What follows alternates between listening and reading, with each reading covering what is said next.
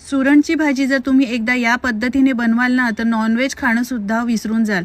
यासाठी इथे मी सुरण घेतलंय, सुरुवातीलाच धुवून घेतलं, यानंतर कापायचं आणि मागचं आहे साईड, ती काळी साईड आहे ती काढून टाकायची, याचं साल काढून टाकायचं आणि मीडियम आकारात तुकडे करून घ्यायचे। कुकरमध्ये पाणी, मीठ, हळद, लिंबाचा रस घालून सुरण घालायचे, एक शिट्टी काढून घ्यायची, मसाला करायचा, कांदा खोबरं भाजून घ्यायचं, यानंतर घरगुती मसाले, खडे मसाले घातले, आलं लसूण भाजून घ्यायचं, टोमॅटो घालायचा, कोथिंबीर सुद्धा भाजून सगळा मसाला थंड करून वाटण करून घ्यायचं।